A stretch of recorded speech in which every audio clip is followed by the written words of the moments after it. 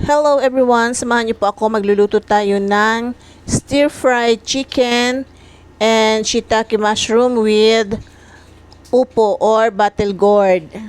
Simple recipe at the same time, budget friendly and syempre healthy. Madali lang po itong lutuin mga ka-grandma. So, umpisahan na po natin ang pagluluto. Nakapagpainit na po ako ng kawali and then lagyan po natin ng mantika. Pan-fry lang po natin muna yung chicken. Konti lang po yung nilagay kong mantika. Para lang po hindi didikit yung manok sa kawali dahil hindi na po non-stick yung aking kawali. Nasira na po.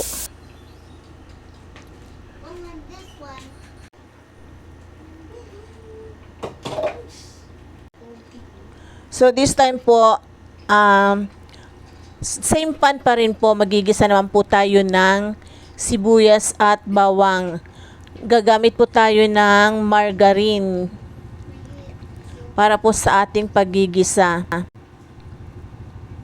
So ayan, naglagay na po tayo ng margarine, 1 tablespoon of margarine. And then gisa po natin ng sibuyas at bawang.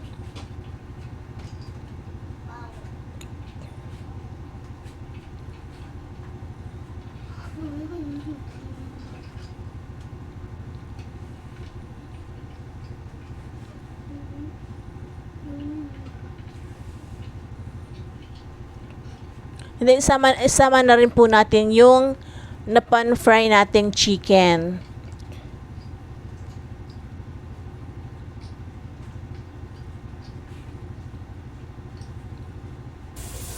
Sabay na rin po natin yung shiitake mushroom.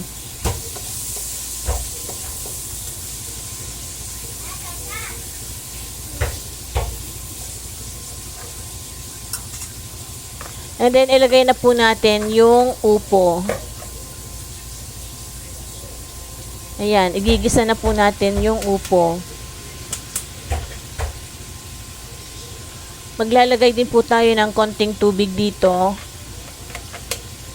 para po sa sabaw ng ating upo.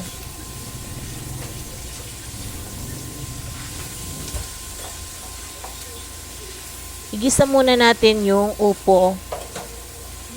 Haluin lang po ng maigi.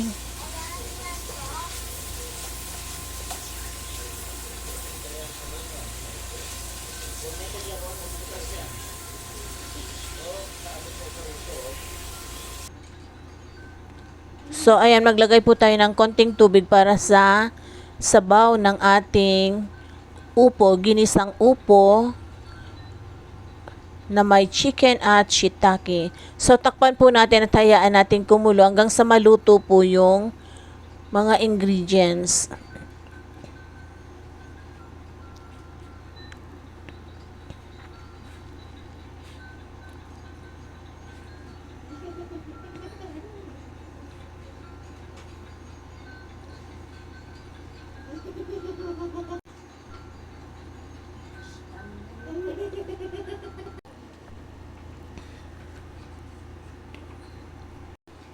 So, this time po maglalagay naman tayo ng salt to taste.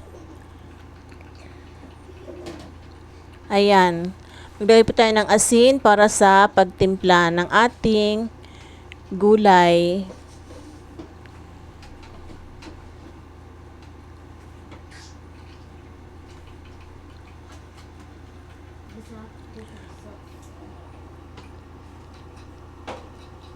Halos pwede na po itong iserve. Luto na po ito mga ka-grandma.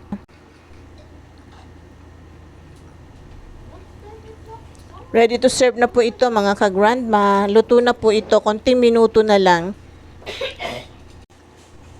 So ayan, luto na po ito mga ka-grandma. And ready to serve na po ang ating stir-fried chicken and shiitake mushroom with battle gourd or upo. Sana po magustuhan nyo ang video na to at kung nagustuhan nyo po, huwag kalimutang mag-like, share, comment. and subscribe. See you again on my next video.